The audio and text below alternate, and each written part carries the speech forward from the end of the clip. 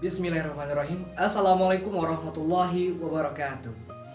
Alhamdulillahilladzi an'amana bi ni'matil iman wal islam wa nusalli wa nusallimu ala khairil anam sayyidina Muhammadin wa ala alihi washabihi ajmain. Amma ba'du.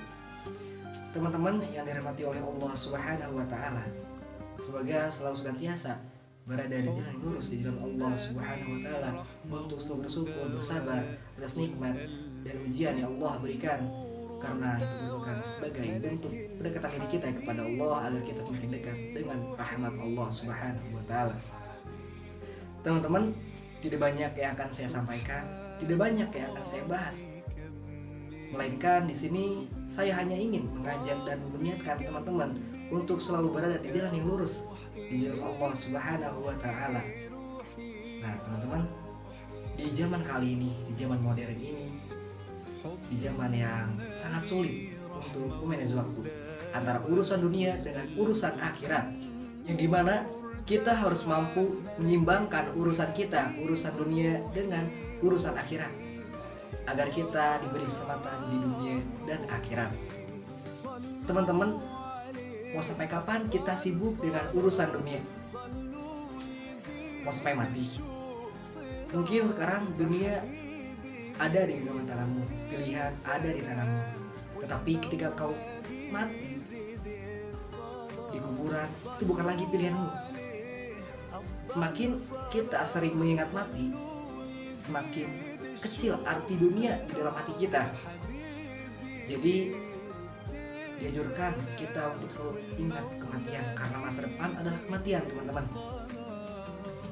Teman-teman, agar kita semakin dekat dengan rahmat Allah Subhanahu wa taala, perlunya kita menunaikan kewajiban kita dan sunnah-sunnah yang dianjurkan oleh Rasulullah SAW. Di samping itu, teman-teman, ketika kita merasa lelah, capek dengan urusan dunia, kita butuh Allah. Kita butuh Allah ketika Allah kasih kita ujian. Bahkan kita butuh Allah ketika Allah kasih kita nikmat. Ketika kita butuh Allah agar kesabaran kita tetap terjaga, karena orang yang tidak dibersamai oleh Allah Subhanahu wa taala, ketika Allah kasih ia ujian, maka ia akan mudah berkeluh kesah, bahkan berputus asa, teman-teman. Tapi ketika orang yang dibersamai oleh Allah Subhanahu wa taala, Allah akan menghibur hatinya, Allah akan menenangkan hatinya, Allah akan kasih dia solusi untuk menghadapi masalah-masalah tersebut. Ketika seseorang beriman dinasihati dengan sebutan Allah, maka hati ia akan bergetar. Tetapi ketika orang yang dinasihati dengan sebutan Allah, tidak ada sedikit pun getaran di hatinya, maka bukan Allah yang jauh darinya, tapi dia jauh dari Allah Subhanahu wa taala. Bukankah kita dengan mengingat Allah, dengan berzikir kepada Allah, hati kita menjadi tenang? Maka dalam kehidupan sehari-hari kita berzikir, kita ingat Allah agar Allah kasih kita kemudahan, kelancaran, teman-teman. Dengan itu, teman-teman, mari kita kuatkan hati kita. Kita tingkatkan mahabbah kita, rasa cinta kita kepada Allah, kepada Rasulullah SAW, agar kita semakin dekat dengan rahmat Allah, kita dekat dengan syafaatnya Nabi Muhammad SAW, dengan cara kita menunaikan kewajibannya, yaitu sholat. Karena sholat merupakan ibadah yang paling penting. Sholat adalah amal yang pertama kali yang akan ditanyakan setelah iman. Dengan itu, mari kita tunaikan sholat 5 waktu dengan tepat waktu. Dan untuk kaum laki-laki, dianjurkan untuk sholat berjamaah ke masjid. Dan di samping itu, dikala kesibukan urusan dunia, kita perlunya mengimplementasikan sunnah-sunnah Rasul dalam kehidupan sehari-hari kita. Karena kata Nabi Muhammad SAW, "Man ahya sunnati faqad habani wa man habani kana ma'i fil jannah." Barang siapa yang menghidupkan sunnahku, maka sungguh ia telah mencintaiku. Siapa saja yang mencintaiku, maka ia bersamaku menjadi penghuni surga.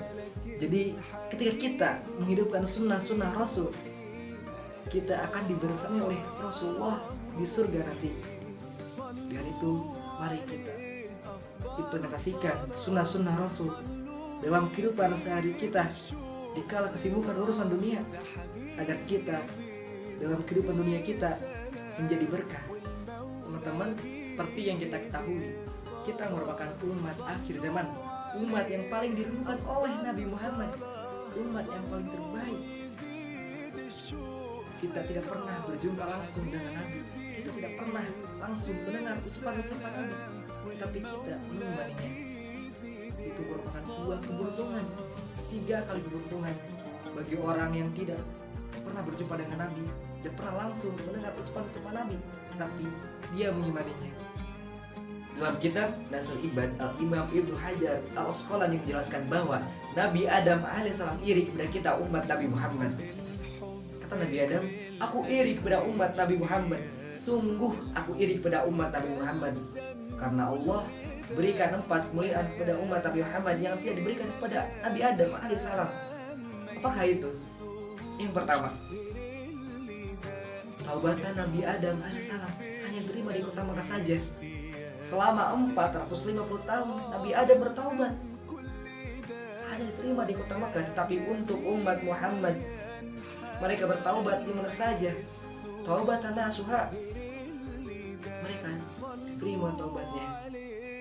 Karena sebesar-besarnya apapun dosa kita, lebih besar, lebih luas ampun Allah pada kita, maka dengan itu kita balik beristighfar, bertaubat kepada Allah Subhanahu wa ta'ala. Yang kedua, Nabi Adam alaihissalam berbuat 1 kesalahan di surga, lalu Allah turunkan di dunia dengan keadaan telanjang. Allah tidak beri pakaian untuk Nabi Adam, tetapi untuk umat Nabi Muhammad bermaksiat dalam keadaan telanjang, bermaksiat setiap hari, Allah masih beri dia pakaian. Allah menutup aib kita, maka dengan itu patutnya kita malu kepada Allah.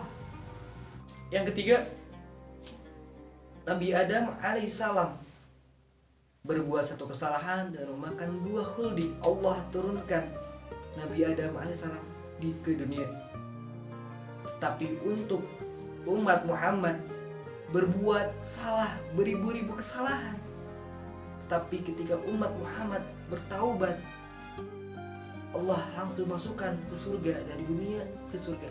Tapi untuk Nabi Adam berbuat 1 kesalahan, Allah turunkan di dunia. Yang keempat, Nabi Adam alaihissalam dipisahkan dengan Siti Hawa, tetapi untuk umat Muhammad berbuat kesalahan, beribu-ribu kesalahan, bermaksiat terus, tetapi Allah tidak pisahkan mereka dengan keluarganya, Allah tidak pisahkan mereka dengan istrinya, Allah tidak pisahkan mereka dengan adiknya. Tetapi untuk Nabi Adam, Allah pisahkan dia dengan Siti Hawa. Dengan itu teman-teman, tentunya kita bersyukur.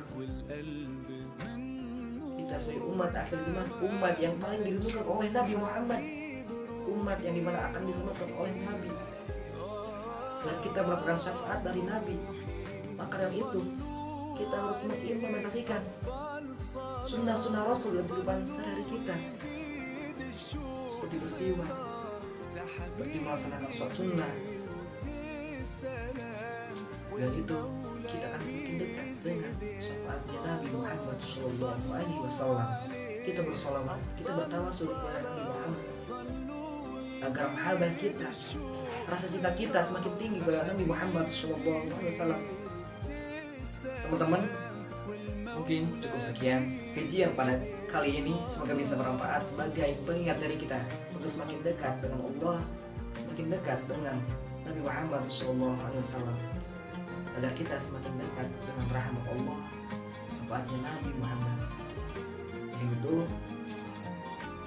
mari kita implementasikan sunnah-sunnah Rasul dalam kehidupan sehari-hari kita, dan tidak meninggalkan apa yang sudah diperintahkan oleh Allah Subhanahu wa ta'ala, dan menjauhi larangan-larangan dari Allah Subhanahu wa Ta'ala. Teman-teman, jangan lupa untuk bersyukur atas nikmat yang Allah berikan dan bersabar atas ujian yang Allah berikan, karena dua itu merupakan dua sayap yang akan membawa kita terbang pada rahmat Allah Subhanahu wa Ta'ala.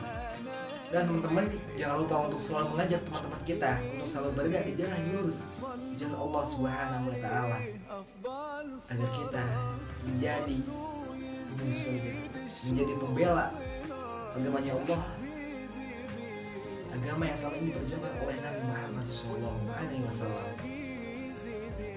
Teman-teman, orang yang kuat, orang yang paling kuat bukan dengan fisiknya, bukan dengan namanya, bukan dengan jabatannya, tapi orang yang kuat adalah orang yang bisa menaklukkan hawa nafsunya sendiri, orang yang bisa bangun subuh, orang yang bisa melawan hawa nafsu sendiri dan mengajak teman-temannya untuk selalu berada di jalan kebenaran. Terima kasih, semoga bisa bermanfaat, khususnya untuk saya sendiri. Terima kasih. Wassalamualaikum warahmatullahi wabarakatuh.